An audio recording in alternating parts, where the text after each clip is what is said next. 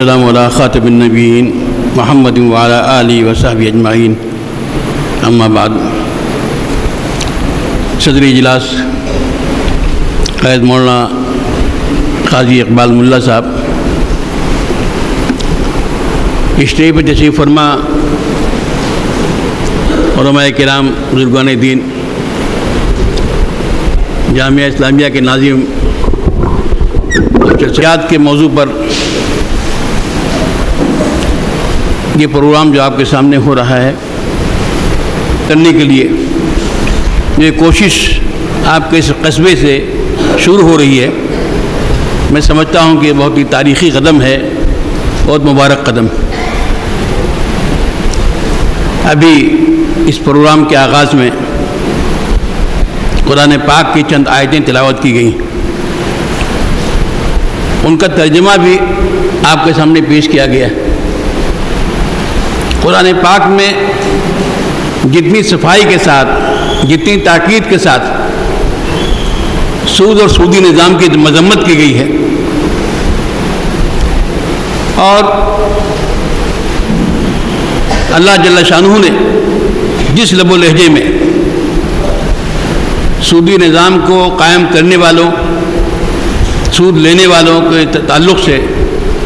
جس لب و لہجے میں قرآن پاک میں فرما دیا ہے کہ اگر تم سود سے باز نہیں آؤ گے تو اللہ اور اس کے رسول کی طرف سے جنگ کا اعلان قبول کرو۔ جو لوگ سودی نظام میں اپنی پسند و اختیار سے مبتلا ہیں اور سودی نظام کا جز بنے ہوئے ہیں، وہ گویا انہیں اللہ اور اس کے رسول کی طرف سے چیلنج کیا گیا۔ کتنی بڑی دشمنی اللہ رسول کے ساتھ ہے، ایمان کے ساتھ ہے۔ اگر میرے بزرگوں اور دوستوں، قرآن پاک میں اتنی صراحت کے ساتھ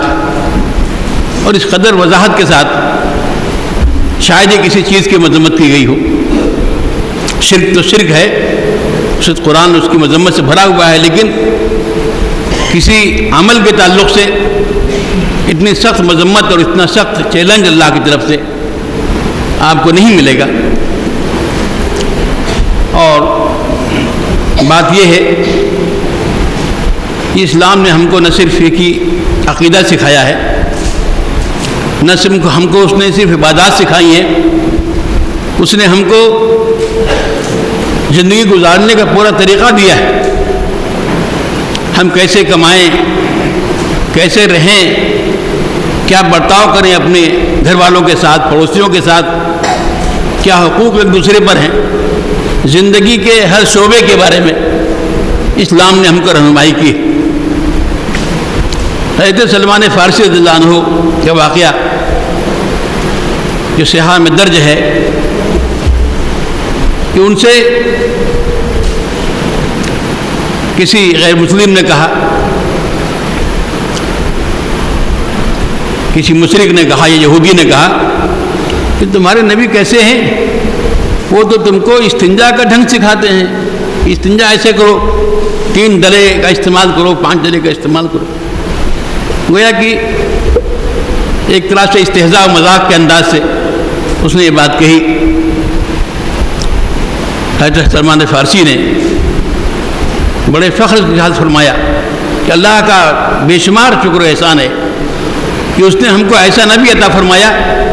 جو ہم کو ہر چیز سکھاتا ہے، حتیٰ کہ استنجا کرنا بھی سکھاتا ہے، طہارت کا طریقہ بھی سکھاتا ہے۔ اسلام نے، قرآن و سنت نے زندگی کا ہر طریقہ، ہر ادب ہم کو سکھایا ہے۔ اور آج ہم جن حالات میں گرفتار ہیں، بہت سی چیزیں ہم مجبوراً اختیار کیے ہوئے ہیں۔ ایک ایسا نظام دنیا پر مسلط ہے، سودی نظام، جو یہودیوں کا ایجاد کیا ہوا ہے، اور یہودی قوم گویا اس کے ذریعے سے پورے دنیا کی معاشیات کو اپنے ہاتھوں میں لیے ہوئے۔ آج کوئی بڑے سے بڑا ملک بھی یہودیوں کے خلاف کوئی فیصلہ کرنے کی ہمت نہیں کر سکتا۔ اقوام متحدہ ہو، امریکہ ہو، برطانیہ ہو، فرانس ہو۔ علامہ اقبال نے کہا تھا کہ فرنگ کی رگے جاں قبضہ یہود میں ہے، اس سودی نظام سے ایسا جکڑ دیا گیا ہے سیاست کو اور تمام شعبے زندگی کو کہ آج گویا یہ بینکنگ کا نظام جو غریبوں کا استحصال کرتا ہے، جو غریبوں کی گاڑی کمائی بلا کسی محنت کے مالداروں کو یہودیوں کی تجوریوں میں جمع کرتا ہے، وہ نظام بڑی چالاکی کے ساتھ اور بہت ہی ذہانت کے ساتھ، بہت ہی تدبیروں کے ساتھ بنایا گیا اور پوری دنیا میں اس کو مسلط کر دیا گیا۔ آج کیا آپ کو معلوم ہے، ہندوستان میں آپ رہتے ہیں، کہ جو بجٹ آپ کا ہر سال پیش ہوتا ہے، اس بجٹ میں کتنی انکم آپ کی سودی قرضوں کی ہوتی ہے اور کتنا فیصد آپ اس اپنی آمدنی کا سود میں ادا کرتے ہیں۔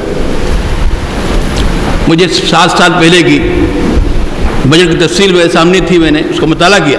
مجھے یاد آ رہا ہے اس وقت۔ اس سال کی بات کیا ہے میں نہیں جانتا ہوں، اس وقت صورتحال یہ تھی کہ جو ملک کی آمدنی کے جو ذرائع ذکر تھے کہ آمدنی کہاں کہاں سے ہوگی، 27% سودی قرضوں سے مال حاصل ہوگا، اور اخراجات کی جو تفصیل تھی کہاں کہاں خرچ ہوگا،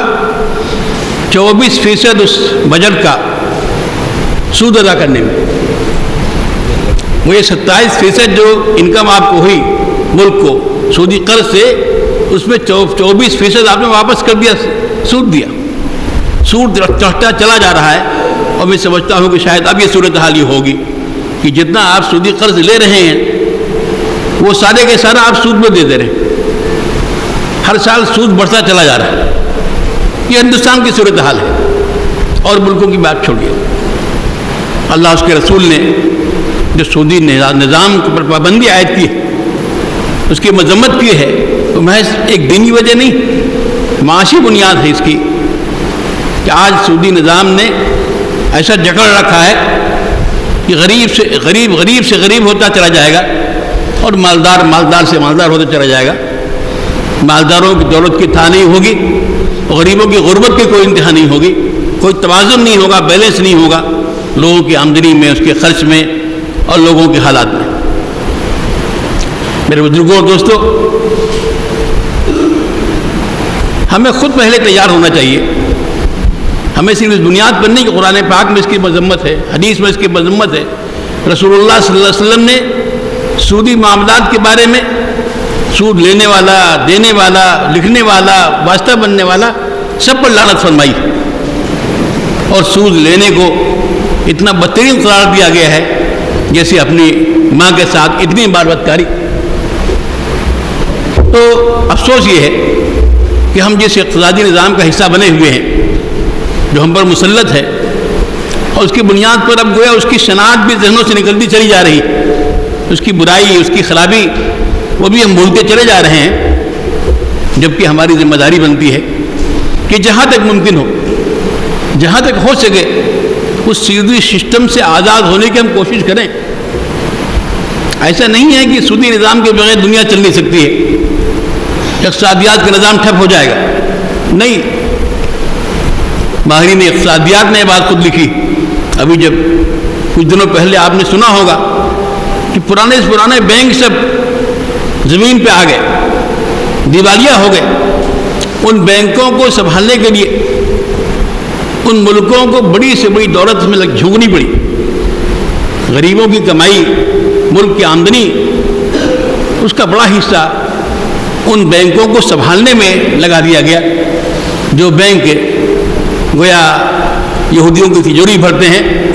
اور جن کے ذریعے سے استحصال ہوتا ہے پوری دنیا کی۔ بات یہ ہے کہ اسلام نے جو نظام پیش کیا ہے وہ تجارت کا نظام ہے، صدقات کا نظام ہے،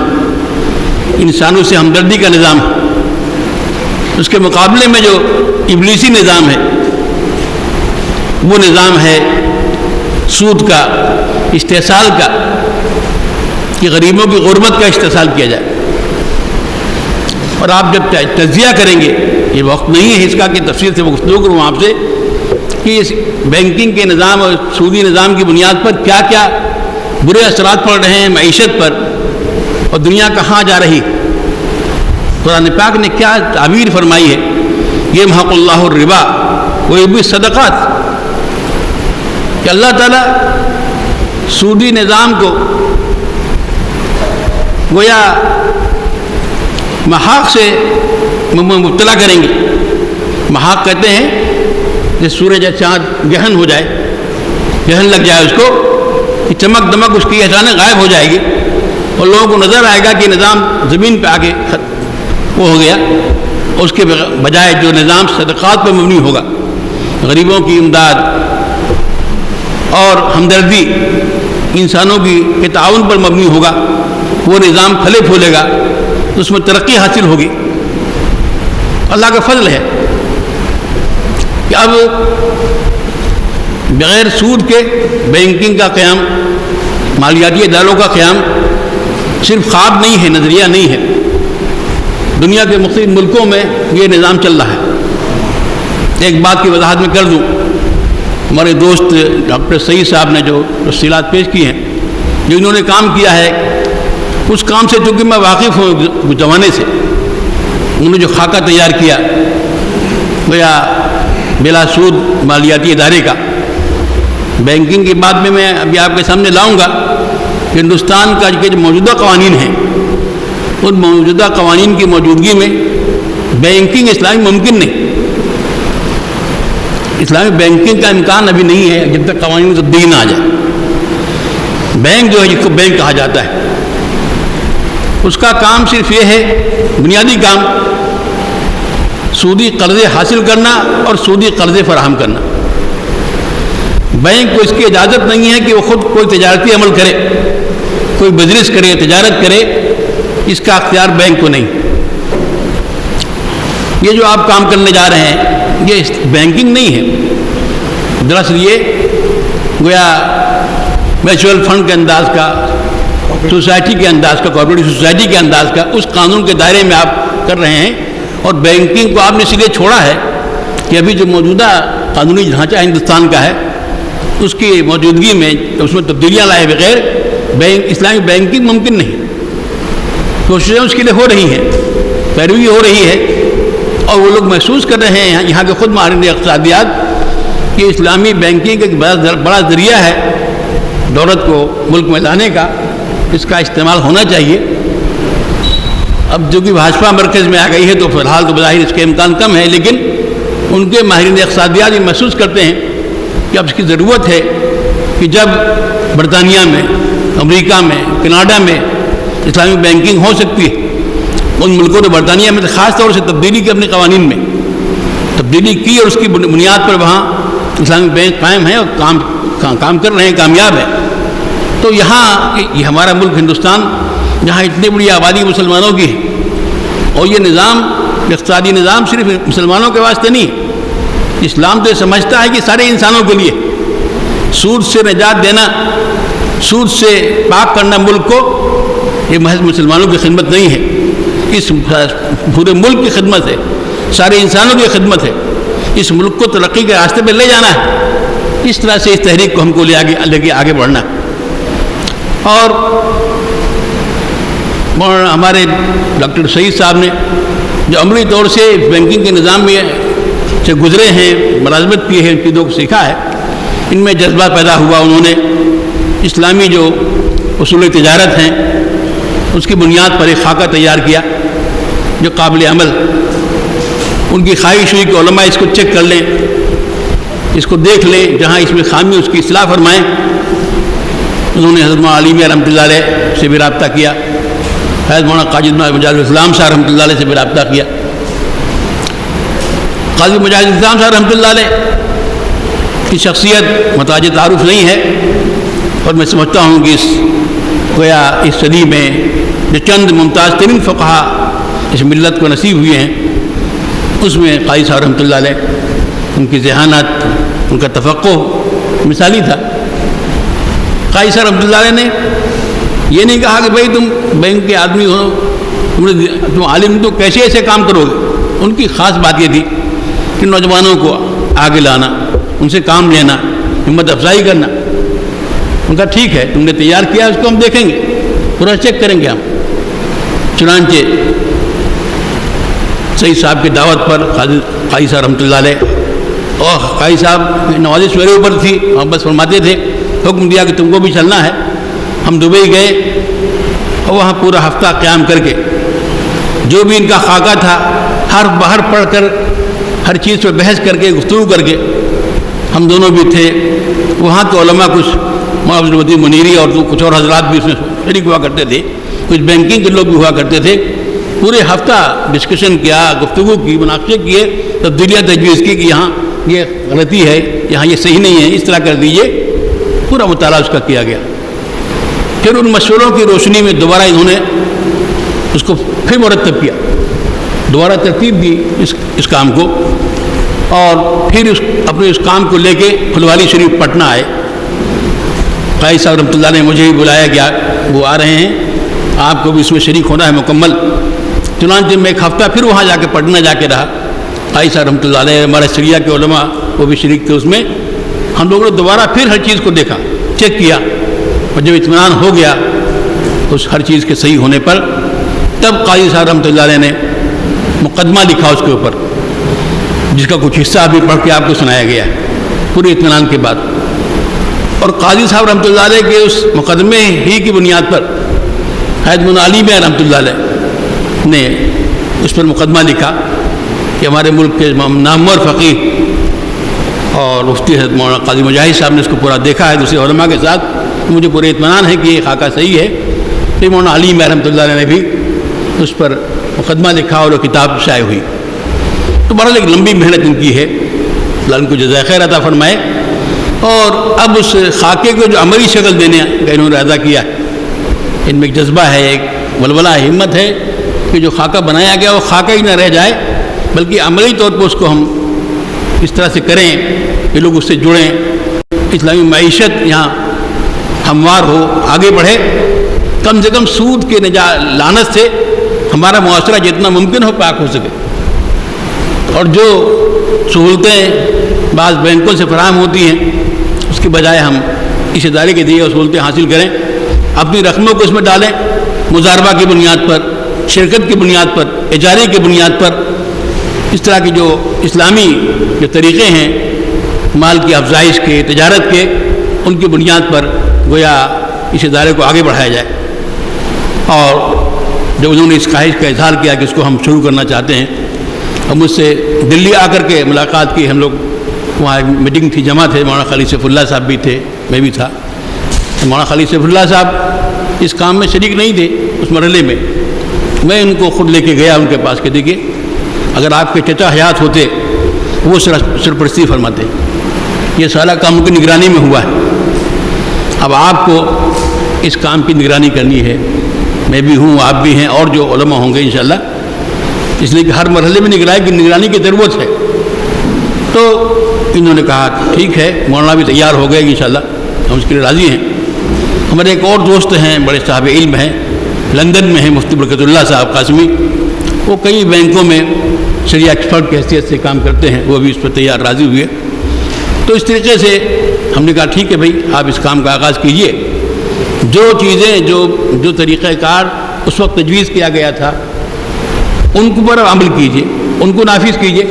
کوئی نئی چیز آپ کے سامنے آئی، کوئی اور چیز آپ لانا چاہتے ہیں، پہلے آپ شریعہ بورڈ کے سامنے اس کو رکھیں گے، شریعہ بورڈ اس کو منظوری دے گا کہ ہاں یہ بھی چیز صحیح ہے، پھر اس کا نفاذ کریں گے آپ۔ تو یہ بہرحال ایک تاریخی قدم ہے جو اٹھایا گیا ہے، اور اللہ کا فضل ہے کہ یہاں خود جامعہ اسلامیہ موجود ہیں، اچھے علماء موجود ہیں، یہاں کے علماء بھی اس کے شریعہ بورڈ میں ہیں اور ہونے چاہیے، ان سے رابطہ زیادہ آسان ہے ہم لوگوں کے مقابلے میں۔ تو انشاءاللہ اس طریقے سے جو کام شروع ہوگا تو یہ کام بظاہر معمولی معلوم ہوتا ہے بھائی، لیکن اگر اللہ کے لیے کام شروع کیا جاتا ہے اخلاص کے ساتھ، اسلام کے ایک شعبے کو زندہ کرنے کے لیے، اقتصادیات اسلام کا ایک اہم ترین شعبہ ہے، مسلمان اقتصادی لحاظ سے کمزور ہوں، جیسے کہ ابھی آپ نے تفصیل سنی شہید شنگری صاحب سے، تو یہ کمپنیاں اس وقت بڑی بڑی ہیں، وہ کمپنیوں میں ہمارا کتنا حصہ ہے؟ ہمارے سرمایہ بینکوں میں پڑے ہوئے ہیں،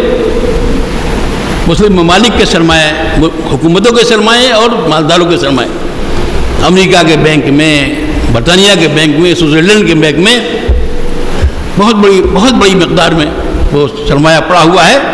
اور اب تو اگر ہم چاہتے ہیں کہ سرمایہ نکالیں تو اس کو نکالنے کی اجازت بھی نہیں ہے کہ آپ کا سرمایہ بینک میں ہے، آپ کو کر دیا گیا ہے۔ بہرحال اس بات پہ راضی نہ رہنا، یہ سمجھنا کہ بھائی سود کے بغیر کوئی اقتصادی نظام چل نہیں سکتا، اگر خدا نہ خواستہ کسی کے ذہن میں یہ بات پیدا ہو جائے تو ایمان کا فطور، ہمارا ایمان ادھورا ہے، ناقص ہے اگر ہم سمجھتے ہیں کہ سود کے بغیر اقتصادی نظام معیشت چل نہیں سکتی ہے، جو اللہ اس کے رسول منع